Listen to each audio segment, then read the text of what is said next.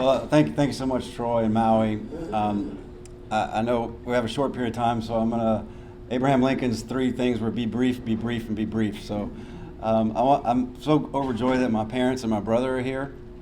I ran into Mr. Tommy Teeple earlier, and I haven't seen a life-size version of him since I was staying in his house in my teenage years, and he had a life-size cutout right outside of his son's room, and I'd run out and go, "Oh, Mr. Tommy."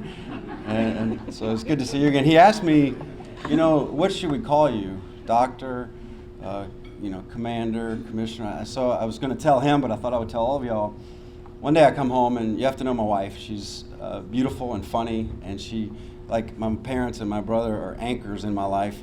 And I thought I'd joke with her a little bit, and I said, "Hey, listen, how about Mondays we go with doctor, Tuesdays maybe commander, Wednesdays commissioner, maybe Thursdays chief, Fridays, Saturdays, so you just mix it up." And she goes, "How about every day we just go with son of a bitch?" So you can call me anything you want. I'll probably answer.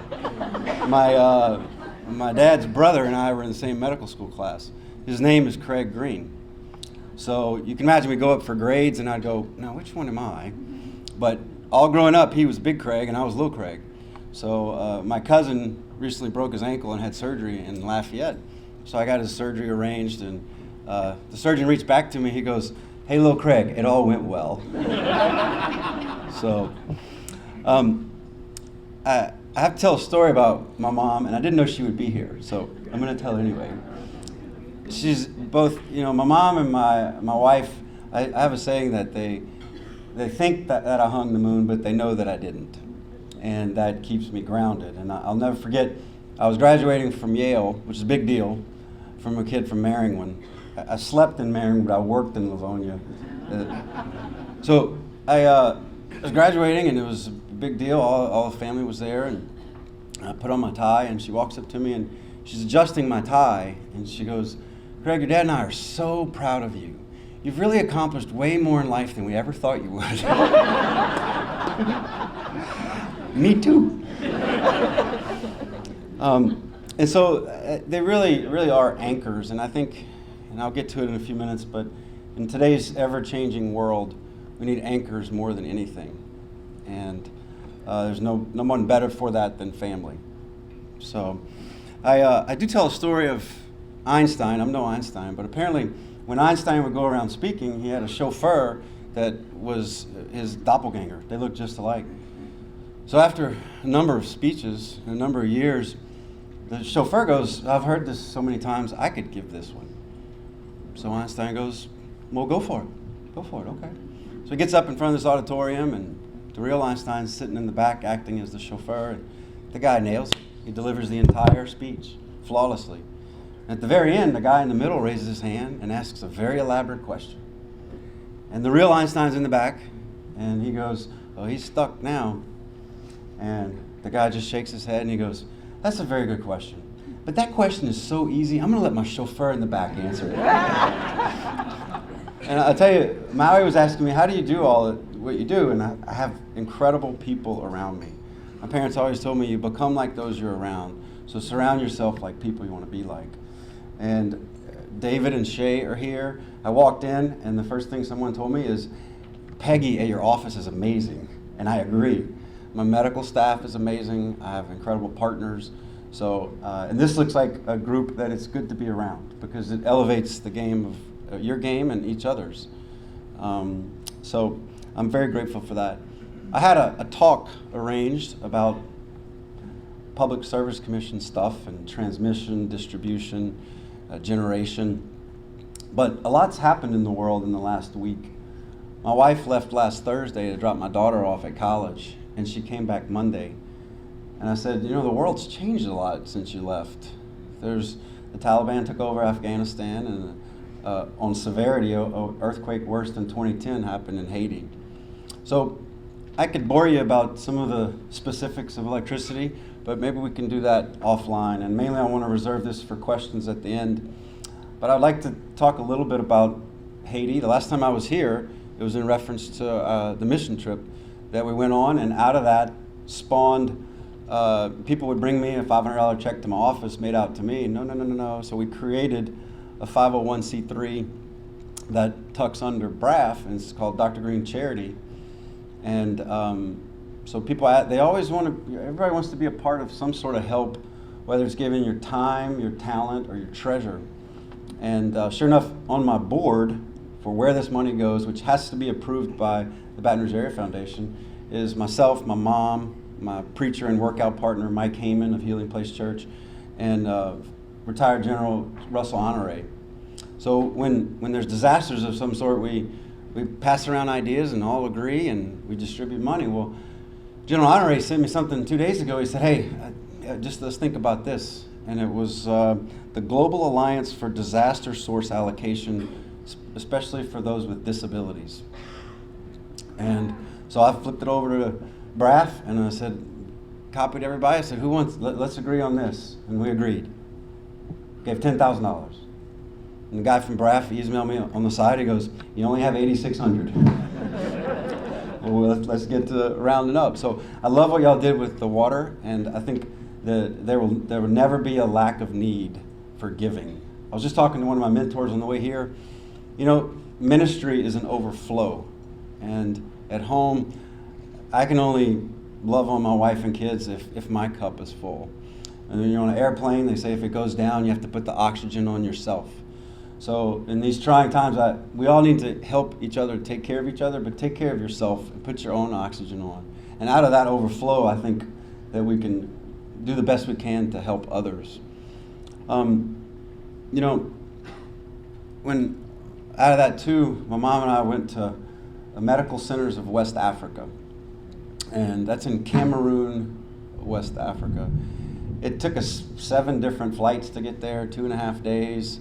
I caught a bit of Africa on my way there and experienced it on my way back. That was tough from a gastrointestinal standpoint.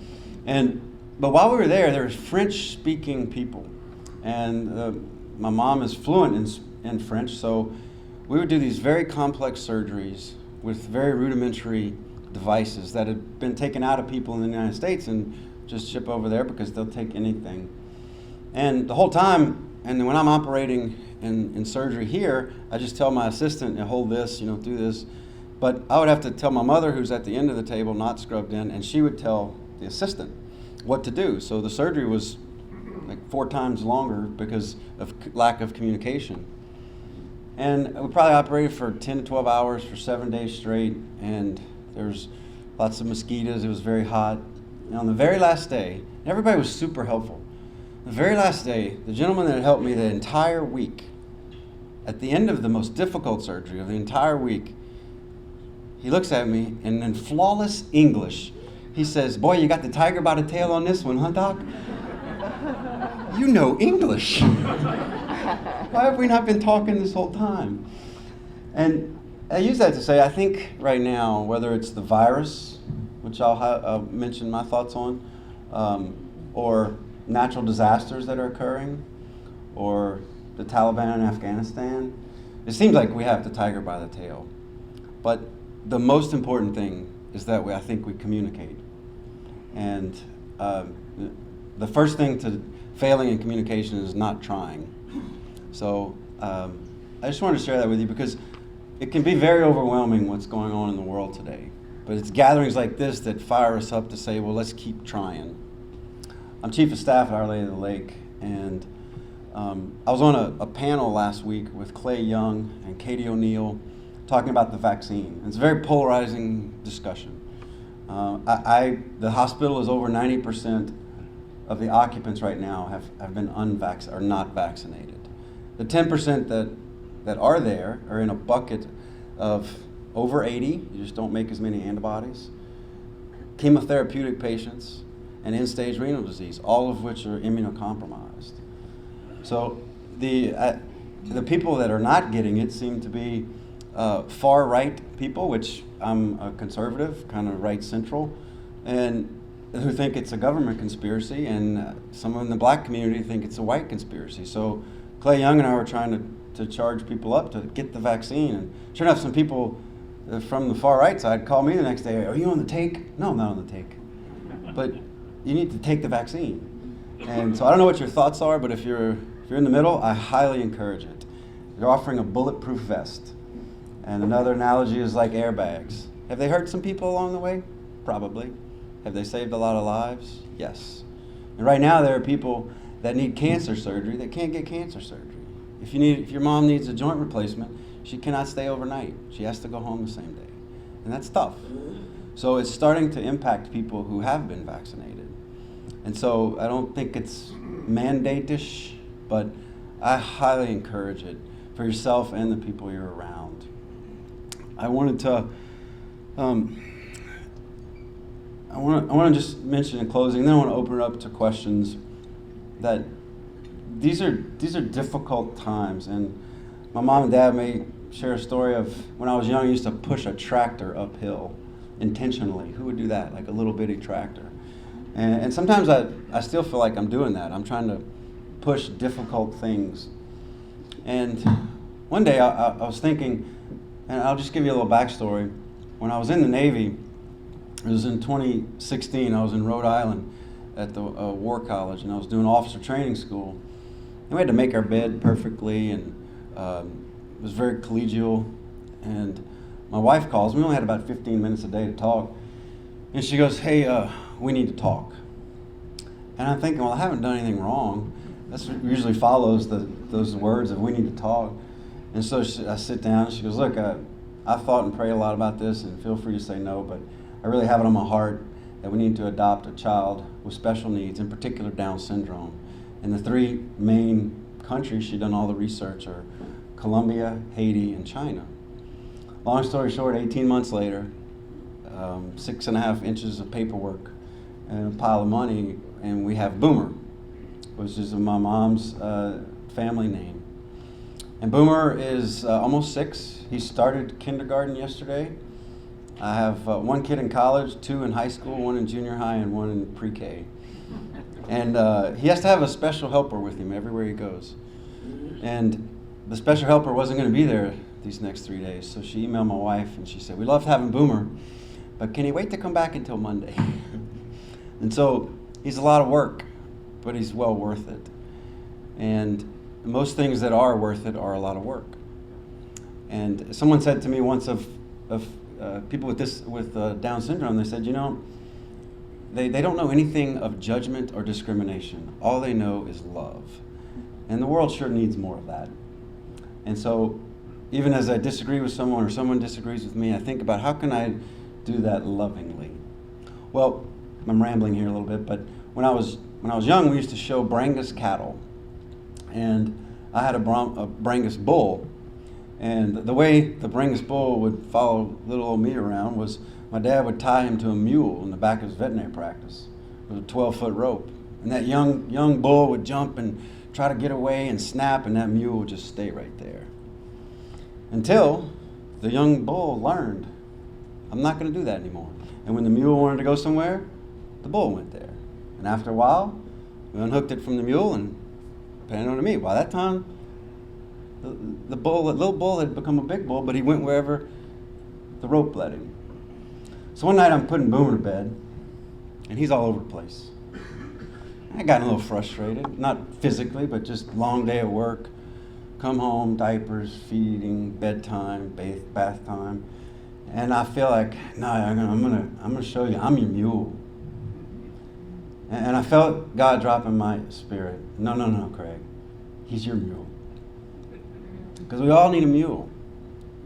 And that is to keep us on the right path. So I can't thank y'all enough for having me. I'm sorry we didn't get into the nice presentation that my staff made, but I felt there were more looming topics and reminiscent of what I came here for in the past.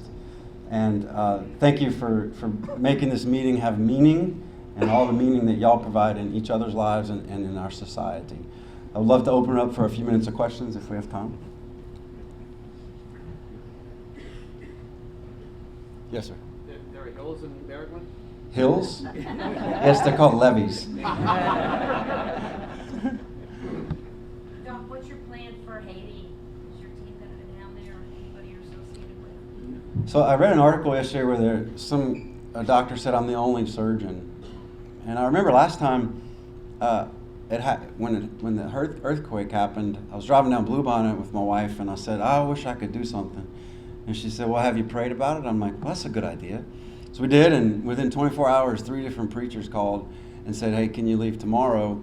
There's an orphanage with 50 children, all have femur fractures. And so I said, yes. I called my buddies in Houston, and I said, what are y'all doing this weekend? They thought I was going to ask them to go fishing. They go, nothing. I said, you want to go to Haiti? Like, oh, couldn't you have just asked us to send money? And so we flew to Miami, we waited, and we got down there and worked hard. And so we sort of respond to the need. So after that, when we formed our foundation, we could send teams, but those kind of need to be galvanized ahead of time.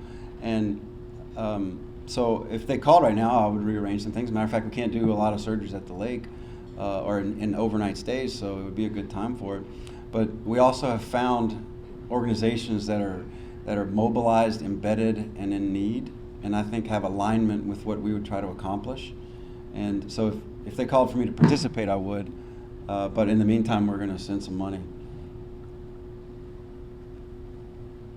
During the winter storm, we lost power for 5 days, and the communication between energy and public was poor, to say the least. It was confusing on what was online and what was reality.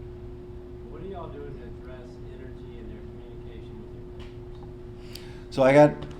So the question was, after the winter storm, the communication with Entergy was terrible. And what are we doing to address that? I not so lovingly, right after that, communicated to them that the way they communicate was unacceptable, and in my mind tied to any rate increases that they ask for. Because they're regulated in a monopoly, they don't have to care about that, but because we decide how much they make, they need to. And an example I gave them was when I was campaigning, I said, look, if my lights ever go out, I need to be the last one turned on.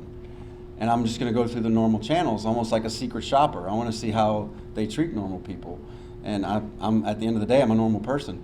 And so, sure enough, storm one Saturday morning, lights went out. I just texted the normal channels. And about, I don't know, probably mid-morning, my lights came back on. I was like, oh, that's good. It was midday. So we're having my son's birthday party that evening. And we had jumpies, the sport court lights were on, every light on my house was on. And I listen over at dark, and I hear my neighbor's generators running. And I think, this is not good. So I called my neighbor. I said, why is y'all's generator on? They said, we've been on the phone with Entergy for 3 hours with somebody in Oklahoma, and they're telling us that our lights are on. Hey, why would we call you if our lights are on? And why can't you listen to me and say, well, I'm going to do something about it? And so I called Entergy. 9 minutes later, a lineman came out, and there was an engineer at the end of the street who said, yeah, the fuse is flipped. They just got to flip the fuse. And they flipped the fuse, and it came back on. And so we've never had more ways to communicate than now. Why is communication so difficult with that? And so I get pretty fired up when I talk about it because I want them to do more. But I think I have their attention now, and it's going to be an iterative process. Does the PSC have a database of complaints against individual companies and how they were resolved? And if so, where can you find that information? Does the PSC have a database of complaints that have been filed? And if so, where can you access that information? My office, I have a staff of people that all they do is handle complaints. And I get a report of those each month, and those are kept on file. And to my knowledge, those are not made public, but upon request, we can analyze them. And I think that's important because we look for recurring themes, data points that portend a trend line. And if multiple people are having the same complaints over time, that rises to the top of the list. Business Report had a recent issue about the top 100 companies, speaking of energy. They had, farther in the back, there was a list of the top 8 CEOs. You may know that the top 8 CEO was a guy from energy, and it was like multi-million dollars a year. How can you justify that? So Entergy is a Fortune 200 company, one of only 2 that we have in Louisiana. And They really are important to Louisiana. But his salary is set by their board, and we set their rates, and they go to the market to get investors. And so they have to tell their investors we're going to make a lot of money, and they have to tell us we're not making enough money. And so we make sure they're not putting an extra jet on it. Is the Fortune 200 CEO salary commensurate with other Fortune 200 salary companies? I think the trend in overall CEO pay has been realized by everyone. It's too high, but that's not for me to specifically address. But we address overall performance, and is that worthy of compensation? So I in no way make that much. I think it was $9.5 million. I don't know what other CEOs make a year. Way more than that. 16 was his base pay. Frank, you're an inspiration, and I know your parents are really proud of you. I'm very interested in the whole situation in Haiti because I read a book. It was something about Voodoo Mountain. It was a young lady from Baton Rouge named, I think it was Megan Boudreaux, went down there and set up a school. Talked about the hardships the kids go through there, many of them without parents. I guess I'm not really asking a question other than, have you heard about her and the efforts that she made in Haiti? The question is about Megan Boudreaux, who established a presence in Haiti after the last earthquake, and she still runs a very meaningful ministry there. Mom, do you have any updates on what she's doing, or? Yeah, they, the earthquake hit, and then the tropical storm hit, Gale. So it's in the southwestern part, and we just got an update. The school and the city is still viable, but they're just trying to get enough help for the injured. They're 9,600 disabled, and they upped the count today to over 2,000 killed. But in her area, she said they're trying to just remain sustainable. They have a school there and a whole, when we went, it's a whole town that she established, she and her husband Josh. So, but they're very hopeful, and they're receiving any help they can get. And like Craig said, most of the places are established now, the ministries that are there, and so they're trying to work with the people who are already there instead of flying people. And she is both embedded, and I think her emphasis on a routine basis on education. Is that right? We need more like her. On the topic of education, you mentioned you have a son with special needs. How did that become something that you guys were interested in, and how did you go about determining the best sources to help him get educated in a city like Baton Rouge? So with regards to my special needs son and education, and how did we determine, it's been extremely difficult. If you get federal money, you have to accommodate people with disability for educational purposes.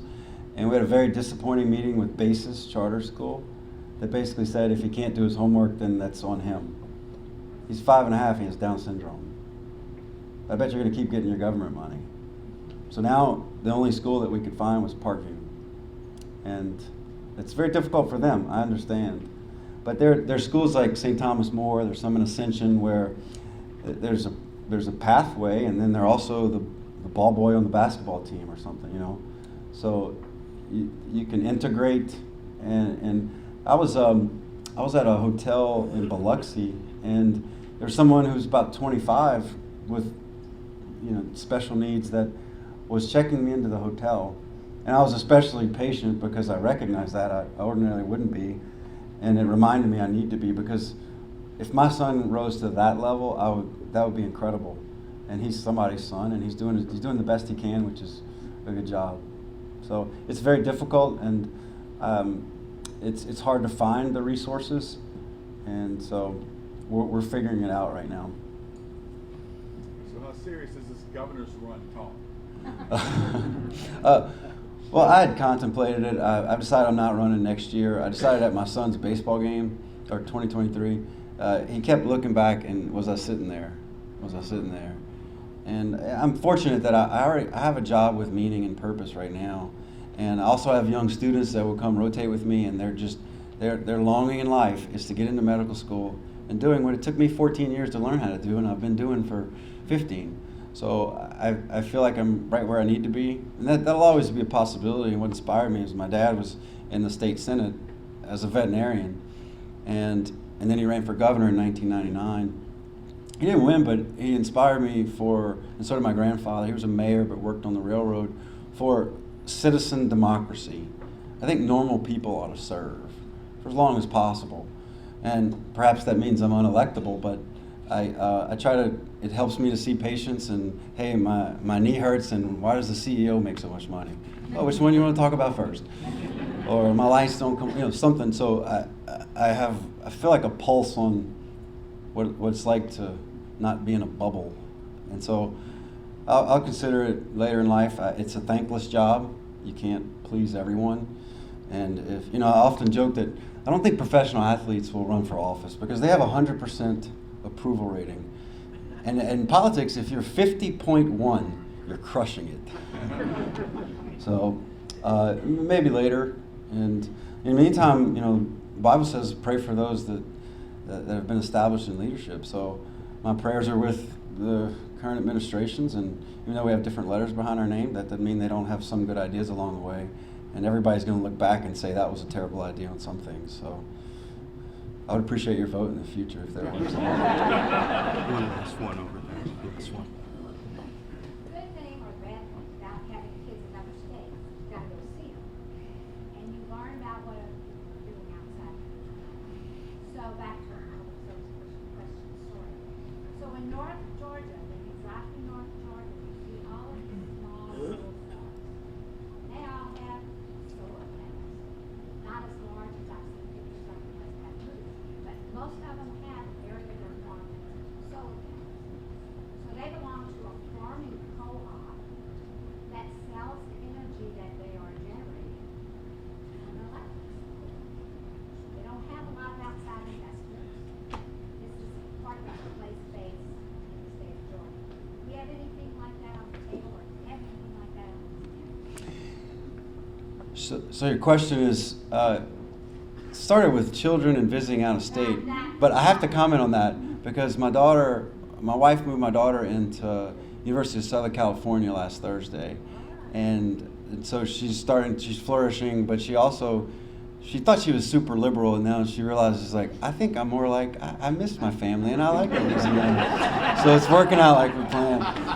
And but my sister, who has 4 adult daughters, says, and they moved away. Matter of fact, 2 of them went to Georgia. She said, Craig, I would try to travel to them once a month, wherever they were, and she called it watering the plants. She had to water her plants. Take them to the grocery store, let them cry, plan the next trip. So I think your analogy is very good. I'll tell you, on the public service side, and Georgia has had some colossal and expensive failures in the energy space. And so they have, particularly in nuclear, it was a couple billion overestimate. But the solar space is interesting. I'm a conservative. I think the conservatives ought to lead the conservation talk with ideas. I think this should be an idea meritocracy and not just opposite of what our opponents think. And so in that space, there's some emerging and very positive things happening with renewables, with solar, and mainly what you referred to was something called risk transfer. So right now, what the large companies and the co-ops we're having to do is say, convince 3 out of 5 Louisiana politicians that building something very expensive is a good idea. If you can imagine how Louisiana politics works, right? And what's now coming into the picture is risk transfer. So is there a way for someone else to pay for it? It gets put on this energy grid in a market, and eventually the people that use it pay for it, but not one cluster of people paying for something. So recently you may have heard in Ventress, Louisiana, which is near where I went to high school, McDonald's and eBay are funding a huge solar project. And what they get for it in return are carbon credits. And so a lot of electrons are going onto the grid, and none of the people, we're not paying directly for it, we'll pay for a portion of it that we use. And so that particularly is interesting to me because it's taking the risk. I remember there was a wind project, it was an Oklahoma wind project right after the Tax Cut and Jobs Act passed. and somebody had to grab the tax credits. So this large energy company was trying to get us to vote for an Oklahoma wind project that was going to be a $1 billion transmission line. And so it came down to me asking the CEO on public record, can you guarantee savings to our Louisiana ratepayers, and if so, in what year? And all they could say was, I predict in year 22, but I cannot guarantee. And I was the only no vote. That's not good enough for me.